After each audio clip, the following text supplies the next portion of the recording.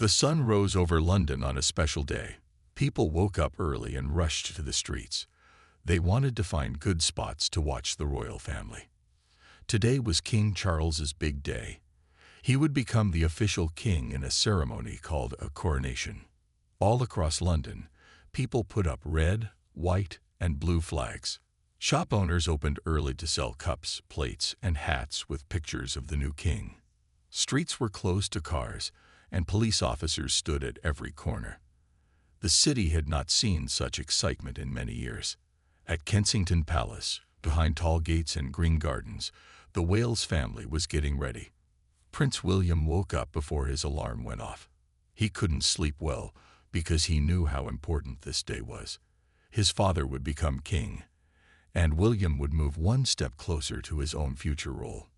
William walked down the hallway to check on his children. He first looked into George's room. The young prince was already awake, sitting on his bed, looking at the special outfit laid out for him. George was 10 years old now, and he understood that this was a day he would remember all his life. "Nervous?" William asked, sitting next to his son. George nodded. "A little. What if I make a mistake?" William put his arm around George's shoulders. "Everyone gets nervous. Even me. Even Grandpa. But we've practiced, and you know what to do. Just remember to walk slowly and keep your head up." Next, William checked on Charlotte. She was standing in front of her mirror, trying to fix her hair. At 8 years old, she was already showing signs of her mother's grace. "Good morning, Princess," William said with a smile. "Ready for the big day?" Charlotte turned and gave her father a big smile. "I've been ready for weeks, Papa." Last was 5-year-old Louis's room. William found him jumping on his bed, full of energy as always. "Louis, we don't jump on the day of a coronation," William said, trying to sound serious but unable to hide his smile. "Why not? Does it make the crown fall off?" Louis asked, still bouncing. William laughed and picked him up. "No, but we need to save our energy. It's going to be a long day." In the main bedroom, Kate was already dressed. Her outfit was beautiful, but not too fancy. She didn't want to take attention away from Queen Camilla. Kate wore a dress in a soft color, with small jewels that caught the light when she moved. On her head was a special headpiece instead of a crown. "You look perfect," William said when he saw her. Kate smiled but looked worried. "Do you think Louis will be able to sit still for so long?" William shook his head. "Honestly, no, but people will understand. He's still little."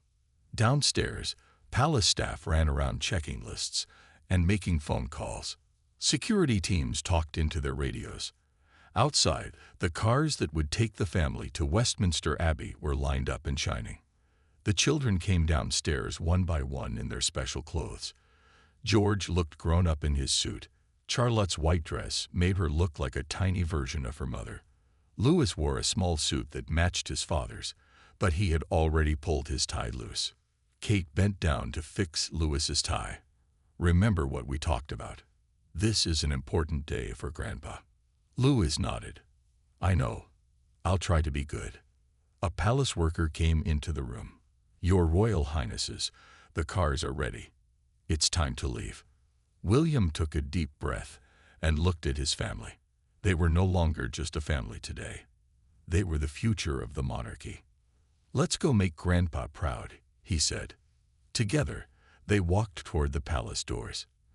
Beyond those doors, thousands of people waited to see them. Millions more would watch on TV. As the doors opened, the sound of cheering grew louder. The most important day in recent royal history had begun. The royal cars moved slowly through London streets. Inside the main car, William looked out at the crowds. He had seen many big events before, but this was different. This was for his father. "Look at all the people," Louis said, pressing his small face against the window. The little boy's eyes were wide with wonder. Kate gently pulled him back. "Don't smudge the glass, darling." Charlotte sat very straight, just like she had been taught. "There are so many flags," she said. "Did they all come just to see Grandpa?" They came to be part of history, William explained. A new king doesn't happen very often. George was quiet, watching everything carefully. He knew that someday, many years from now, this would be for him. The thought made his stomach feel funny. Outside, people lined the streets 10 rows deep in some places. They had been waiting for hours in the morning chill. Some had camped overnight to get the best spots. They waved flags and held up signs that said, "God save the King," and "Long live King Charles." As the royal cars passed by, people cheered and pointed. Some cried happy tears. Old ladies told young children, "Remember this day. Tell your own children about it someday." The cars turned onto the main road that led to Westminster Abbey. This road had seen royal coaches and cars for hundreds of years. Kings and queens had traveled this same path for their own big days. "We're almost there," Kate said, checking her children one last time. She straightened George's collar and brushed some invisible dust from Charlotte's dress. Louis was bouncing in his seat. "Remember," William said to his children, "walk slowly, smile nicely, and do just what we practiced." The cars slowed down as they got closer to the Abbey.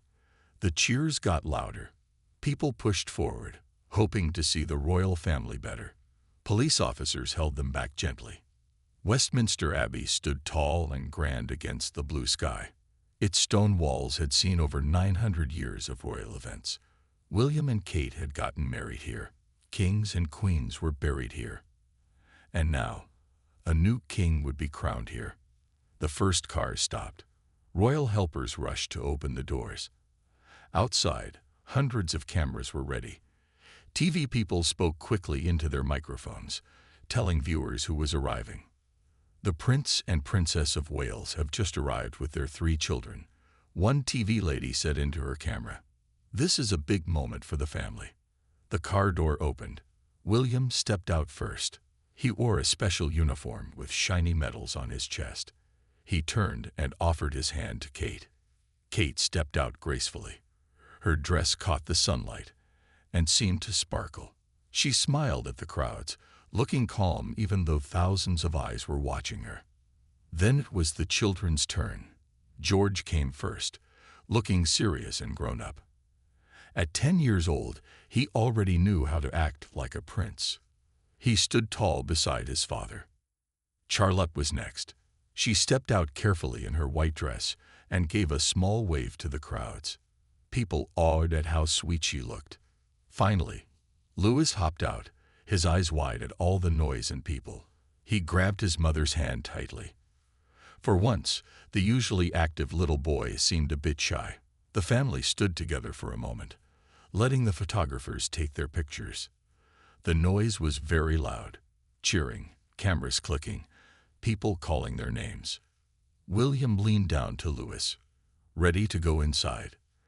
Louis nodded, looking up at the huge Abbey doors. "It's very big," he whispered. "Yes," William said, "but we belong here."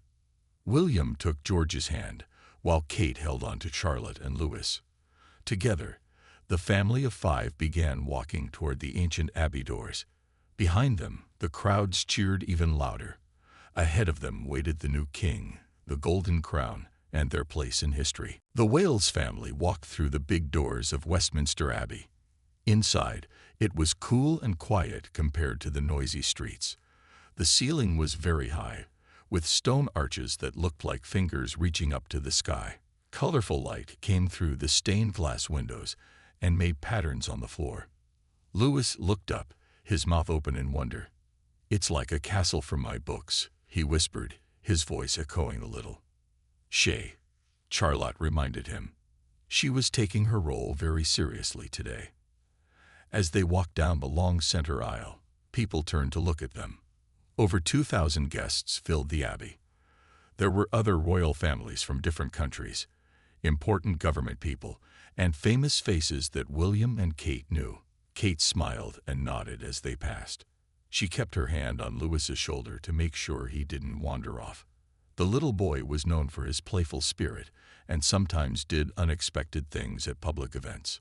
George walked beside his father, trying to copy William's straight back and steady steps. He noticed that some people bowed their heads slightly as they passed. This was something new for him to get used to. "They're here," people whispered as the family passed by. "Don't the children look wonderful?" A man in a special church outfit met them halfway down the aisle. He bowed to William and Kate and then led them to their seats. The family would sit in the front row, very close to where King Charles would be crowned. The seats were old wooden chairs with red cushions. They had been used for royal events for hundreds of years. Kate helped the children sit down, reminding them with a look to keep their hands folded in their laps. Louis wiggled a bit, already finding it hard to sit still. William gave him a small smile but then made his face serious again. Today was not a day for playing. The abbey was filled with flowers. White, gold, and blue flowers were everywhere, on the walls, by the altar, and along the aisle. The sweet smell mixed with the old stone smell of the building. Music started to play. It came from a big organ at the back of the abbey, and from a choir of singers in white robes. The music was old and grand, the kind that makes people feel like they're part of something bigger than themselves. Charlotte's eyes widened at the beautiful sounds. She loved music and had been learning piano. She swayed slightly to the rhythm until Kate placed a gentle hand on her arm. More important people came down the aisle after them. Each person was shown to their seat by helpers in special clothes. Some wore uniforms with medals. Others wore fancy dresses and suits. Some women wore hats so big that people behind them had to peek around them to see. The abbey was nearly full now. The noise of people talking got quieter as everyone waited for the main event to start. William checked his watch. It was almost time. George leaned over to his father. "When will Grandpa arrive?" he asked quietly. "Very soon," William answered. "Remember, when he comes in, we all stand up." Kate reached over and straightened Louis's collar one more time. The little boy was looking at the high ceiling again, counting the flags that hung down from it. 2021, he whispered. A loud trumpet sound suddenly filled the abbey. Everyone turned to look at the main doors. The music got louder and more powerful. "It's starting," William said to his children. The family stood up, along with everyone else in the abbey. Their backs were straight and their faces serious. Even Louis understood that something very important was about to happen. Outside, the bells of Westminster began to ring. The sound echoed across London. It was time for the king to come in. The Wales family stood ready, about to witness the moment that would change their lives forever. William took a deep breath. Today his father would become king, and his own future role came one step closer. The sound of trumpets filled Westminster Abbey. Everyone stood still and quiet. The huge wooden doors at the end of the long aisle opened slowly. King Charles entered, walking slowly and looking straight ahead. He wore a long red robe with white fur trim. The robe was so long that 4 young men had to carry it behind him. On the king's head was a small crown. This was not the main crown yet. That would come later. Queen Camilla walked behind him. She wore a white dress with gold designs on it. She looked nervous but happy. William felt a lump in his throat. This was his father, now walking as king. He felt proud, but also a bit sad. His mother, Princess Diana, was not here to see this day. Louis tugged at Kate's sleeve. "Is that Grandpa?" he whispered very loudly. "He looks different." A few people nearby smiled at the little boy's words. Kate put her finger to her lips, but she smiled too. George stood very straight, watching his grandfather with big eyes. Charlotte copied her brother's pose, her chin lifted high. The king and queen moved slowly down the aisle. People bowed their heads as they passed. The choir sang a song that had been sung for kings and queens for hundreds of years. When King Charles reached the front of the abbey, he stopped and turned. He looked at the Wales family and gave them a small private smile. It was just for them, a grandfather's smile, not a king's. William nodded back, his eyes shining with feelings he didn't show often in public. George, seeing this exchange, stood even taller. The ceremony began. A man with a loud voice called out the king's many titles. Then the king made promises to rule well and fairly. Louis started to fidget in his seat. The ceremony had many long parts, and they used old words that even adults found hard to understand. Kate took a small book from her purse and gave it to Louis. It had pictures of kings and queens from the past. This kept him busy for a while. Charlotte watched everything with wide eyes. She especially liked the golden objects being presented to the king, the royal ball, the scepter, and other treasures that were hundreds of years old. They looked like from a fairy tale, she whispered to her mother. Kate smiled and nodded. George leaned toward his father. "Will you have to do this someday?" he asked very quietly. "Yes," William whispered back. "And then, many years later, you will too." George thought about this. He watched his grandfather sitting on the ancient throne, looking both powerful and burdened. The most important moment was coming soon. A very old man carried a golden crown on a red pillow. This was Street Edward's crown, only used for coronations. It was heavy with jewels and history. William felt Kate reach for his hand. They both knew how important this moment was. Their children would remember this day their whole lives. The abbey became very quiet. Even Louis stopped looking at his book and watched with big eyes. The crown was lifted high so everyone could see it. Then slowly it was lowered onto King Charles's head. The moment it touched his head, a loud shout filled the abbey. "God to save the king." Everyone repeated the words. "God to save the king." William said the words loudly and clearly. George and Charlotte joined in too. Even little Louis shouted, though he was a bit behind everyone else. Bells began to ring.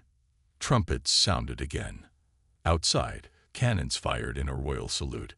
The noise was so loud that Louis covered his ears. It was done. Charles was now truly king. William felt something shift inside him. He was now officially next in line. One day, it would be him sitting there. Kate squeezed his hand, understanding without words. Their family's path was set. The children didn't fully understand yet, but someday they would. They had just witnessed a moment that would be in history books forever. After the crown was placed on King Charles's head, there were more parts to the ceremony. The king sat on a very old wooden chair called the Coronation throne. Under this chair was a special stone that had been used in coronations for more than 700 years. William watched his father with pride. He remembered all the times his father had taught him about being royal. Now King Charles looked different somehow, more serious, more royal. Louis had been sitting still for a long time now. He started to swing his legs back and forth. Kate gently put her hand on his knee to remind him to be still. The little boy tried his best, but sitting quietly was hard for him. "How much longer?" Louis whispered to Charlotte. "A lot longer," she whispered back. "There are many more parts." George sat watching everything carefully. He was old enough to understand more of what was happening. One day, he would be king too. He looked at his grandfather and then at his father, thinking about how this life would be. The next part of the ceremony was when important people came to kneel before the king. They promised to serve him. First came church leaders in white and gold robes. Then came government leaders in black suits. Then it was William's turn. He stood up from his seat beside his family. Kate gave him a small, encouraging smile. The children watched with wide eyes as their father walked to the king. William knelt before his father. This was a strange moment for him. This was not just his dad anymore. This was his king. He placed his hands between his father's hands and made a special promise. "I, William, Prince of Wales, pledge my loyalty to you, my king and my father. I will serve you with faith and truth, with love and respect. So help me God." King Charles looked into his son's eyes. For a moment, they were just father and son again. The king placed his hand on William's head in a blessing. Then William stood, bowed, and returned to his seat. Kate took his hand when he sat down. She could feel that this had been an emotional moment for him. George looked at his father with new understanding. "Will I do that for you someday?" George asked quietly. William nodded. "Yes, but not for a very long time." The ceremony continued. There were prayers and songs. The choir's voices filled the huge space with beautiful music.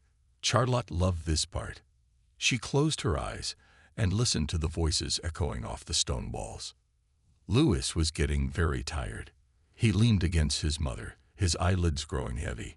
Kate put her arm around him. "Even royal children get tired during long ceremonies. Just a bit longer," she whispered to him.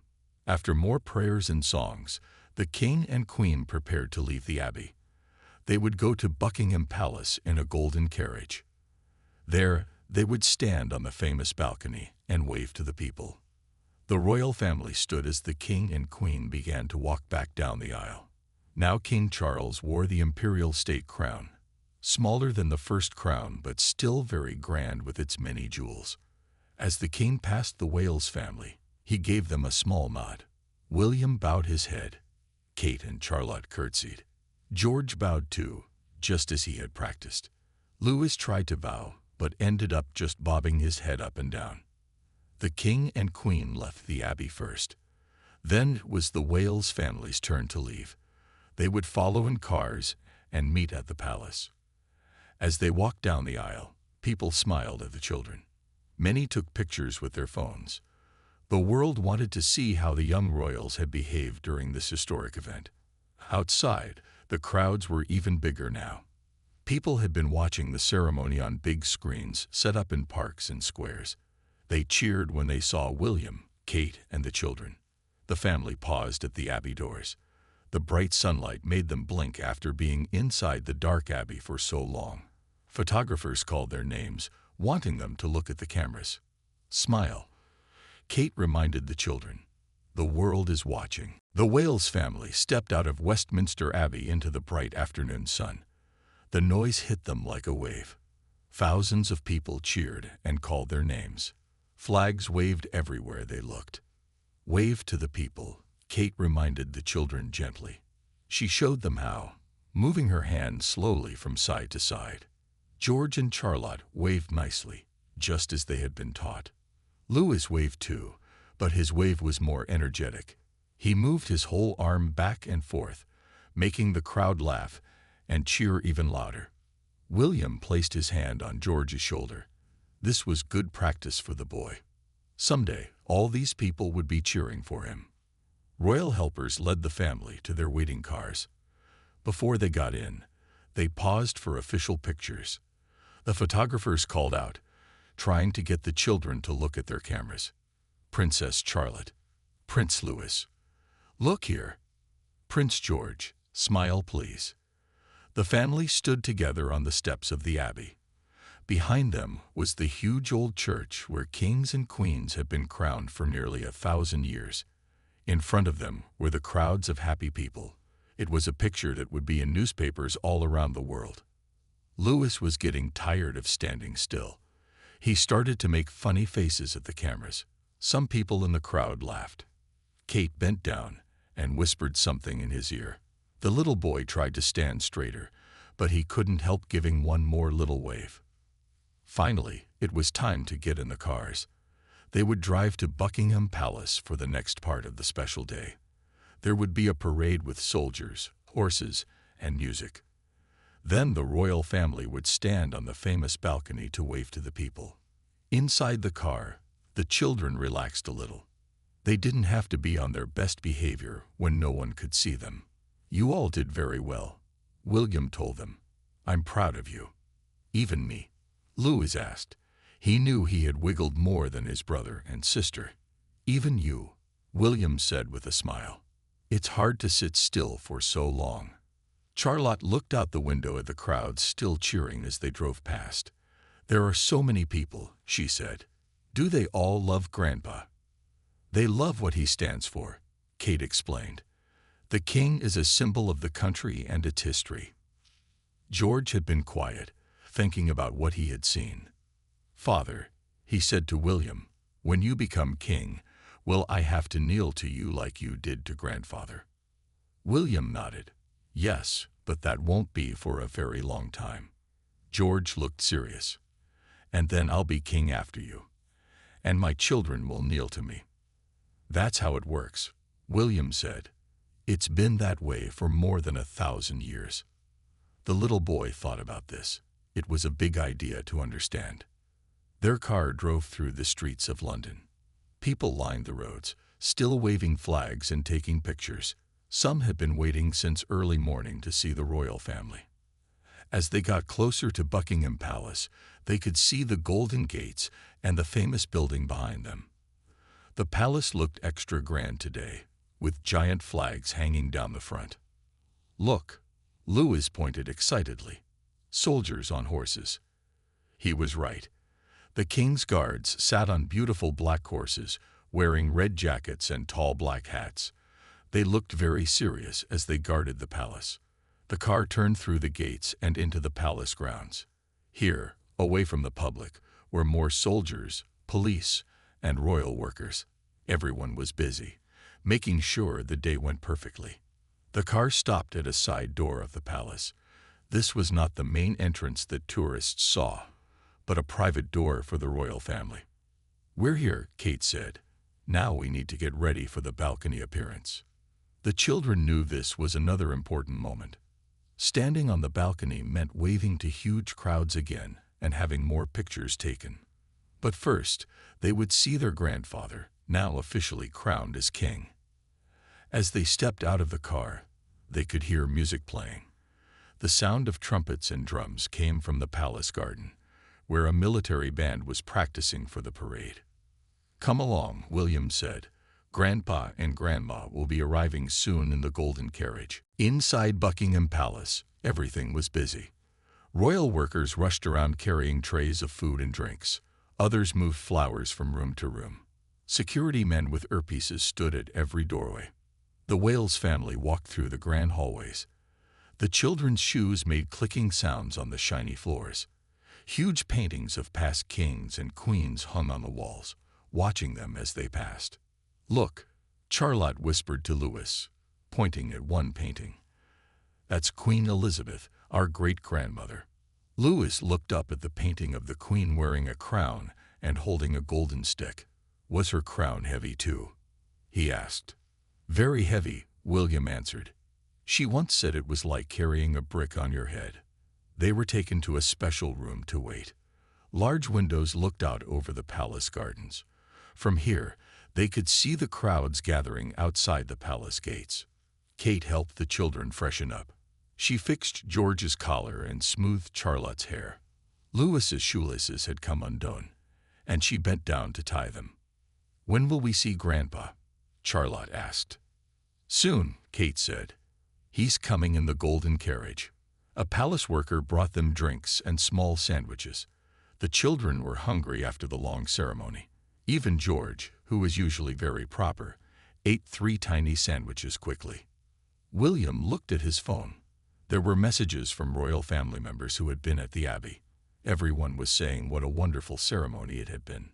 Suddenly, they heard a roar from outside. William went to the window. "The carriage is arriving," he said.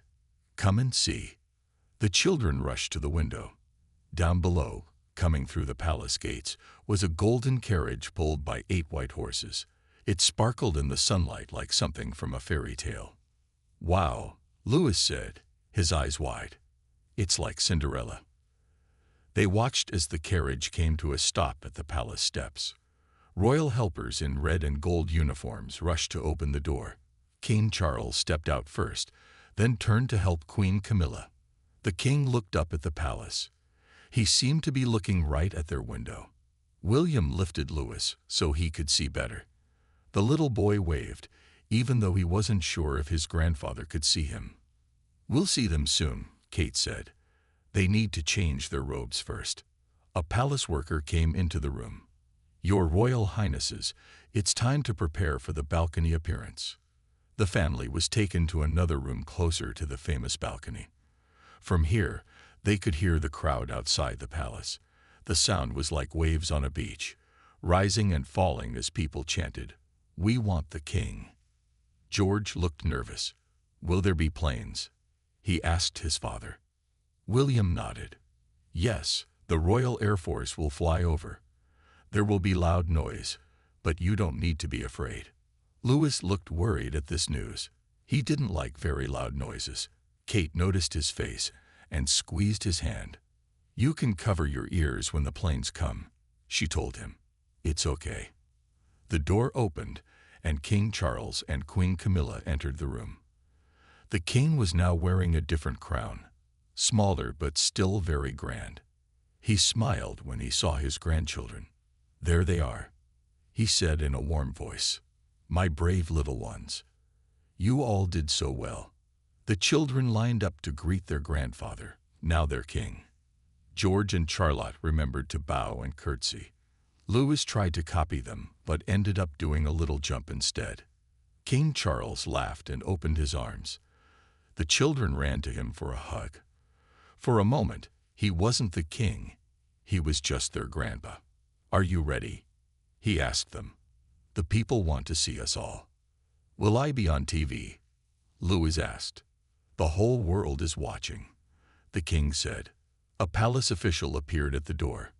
Your Majesty, he said with a deep bow. It's time. The king straightened his shoulders. William and Kate gathered their children. The royal family prepared to step onto the balcony to greet the thousands of people waiting below. The doors to the famous Buckingham Palace balcony opened. Bright sunlight came streaming in. The roar of the crowd grew much louder. King Charles and Queen Camilla stepped out first. The people below cheered and waved their flags. There were so many people that the streets looked like a sea of red, white, and blue. Then William and Kate stepped out with their 3 children. The crowd cheered even louder when they saw the young princes and princess. George stood tall and serious next to his father. Charlotte stood between her parents, her back straight like a proper princess. Louis held his mother's hand tightly. The balcony was not very big, but it was high above the ground. From here, the royal family could see all the way down the Mall, the famous road that led to the palace. People filled the entire street as far as they could see. Look at all the people, Louis said in a loud voice. Some people in the crowd heard him and laughed. Kate smiled but reminded him to use his indoor voice. Louis waved enthusiastically to the crowd. His little arm moved quickly back and forth. Charlotte waved more gracefully, turning her hand slowly like she had seen her mother do. George gave a more formal wave, trying to copy his father and grandfather. Photographers stood on platforms across from the palace, their long camera lenses pointed at the balcony like telescopes. They took hundreds of pictures every minute. King Charles raised his hand to the crowd. He had waited many years for this day. Now he stood before his people as their king. William looked at his father with pride. Then he glanced at his own children. This was their future too. Someday George would stand here as king. The thought made William feel both proud and a little sad. His children would have both the honor and the burden of royal life. The crowd started to chant, God save the king! God save the king! Louis turned to his mother with big eyes. They're very loud, he said. Kate nodded. They're happy to see the new king, she explained.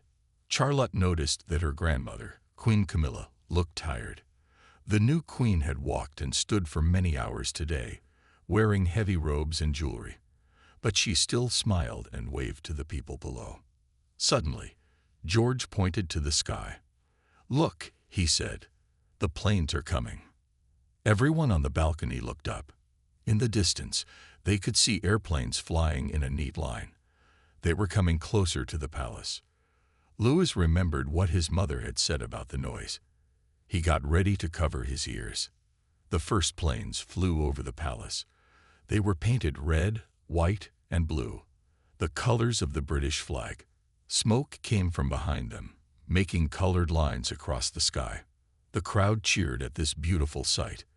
The planes flew so low that the royal family could see the pilots inside. Some pilots tipped their wings as a salute to the new king. Then came the loudest planes. These were fighter jets that made a roaring sound like thunder. Louis quickly covered his ears, but he kept watching with excitement in his eyes. The last group of planes flew over in a special pattern. They made the shape of a crown in the sky with colored smoke. It was a fitting end to the Coronation Day. The crowd clapped and cheered. Many people took pictures of the sky display. It was something they would remember all their lives. On the balcony, the royal family watched together. King Charles put his arm around William's shoulder for a moment, a father proud of his son. William smiled at his father, then looked down at his own children. This day was about the past, the present, and the future of the royal family. The crowning of a new king, but also the making of memories for the young princes and princess who would carry on the family legacy. As the planes disappeared into the distance, the crowd continued to cheer. The royal family stayed on the balcony, waving to the people. This moment would be in history books forever, the day Charles became king, with 3 generations of the royal family beside him. After the planes flew away, the royal family stayed on the balcony for a few more minutes. They waved to the crowds below one last time. Then King Charles nodded to William. It was time to go back inside. As they stepped back through the tall doors, the cheers of the crowd could still be heard. The glass doors closed behind them, and the sound became softer. Louis let out a big breath. "That was loud," he said. The adults smiled. It had been a long day, especially for a 5-year-old boy. Even George and Charlotte looked tired now. "You all did wonderfully," Queen Camilla told the children. "The people loved seeing you." A palace worker approached and bowed. "Your Majesty, the official coronation photographs will be taken in the throne room in 30 minutes. King Charles nodded. There was still more work to do, even on this special day. William turned to Kate. "Perhaps the children should rest before the photos," he suggested. Kate agreed. The children had been on their best behavior all day. They deserved a break. They were taken to a comfortable room with soft chairs and a table with drinks and small cakes. Louis went straight for the cakes, making everyone laugh. "Just one," Kate reminded him. "We don't want chocolate on your nice clothes for the photos." Charlotte sat next to her grandmother, Queen Camilla. The little girl admired the Queen's jewels, a necklace with many diamonds that sparkled in the light. "Are those real diamonds?" Charlotte asked. "Yes, dear," Queen Camilla said. "They've belonged to queens for hundreds of years. Someday, very far in the future, jewels like these will be worn by your mother, and then by you." Charlotte's eyes grew wide at this thought. George was looking out the window at the crowd still filling the streets. "Will they stay all day?" he asked his father. "Many will," William said. "There are parties in the streets all over the country today." King Charles sat in a large chair, finally able to rest. The heavy crown had been taken away to be stored safely. He looked tired but happy. "Grandpa," Louis said, climbing onto the king's lap with chocolate cake crumbs on his face. "Did you like becoming king?" The adults held their breath at the little boy's direct question, but King Charles just smiled. "It's a very important job," he said simply. "I will do my best at it." Louis nodded as if this made perfect sense. Then he went back to his cake. Soon it was time for the official photographs. The family walked to the throne room, a grand room with red walls and gold decorations. A famous photographer waited with many cameras and lights. "Now we need to sit still again," Kate told the children. The photographer arranged them carefully. King Charles and Queen Camilla sat on 2 throne-like chairs. William and Kate stood behind them. The children stood in front of their grandparents. "Little Prince Louis," the photographer said, "can you give me a nice smile?" Louis gave his biggest smile, making everyone laugh again. They took many pictures in different positions. In some, they looked serious and royal. In others, they smiled more naturally. These pictures would be seen all over the world and would be in history books for hundreds of years. When the photographs were finally done, King Charles stood up. "Well," he said, "I believe that concludes the official events. There would be more celebrations in the coming days. Parades, concerts, and street parties. But the most important part, the actual coronation, was now complete. As the family left the throne room, William put his arm around George's shoulders. "What did you think of your first coronation?" he asked. George thought for a moment. "It was very long," he said honestly, "but also very important." William smiled. His son was beginning to understand. That evening, as the children were getting ready for bed, they could still hear music and cheering from the streets. The country was celebrating its new king. Charlotte looked out her bedroom window at the lights of London. "I'll remember this day forever," she said. And she would. The day their grandfather became king. The day they stood on the famous balcony. The day they became part of history.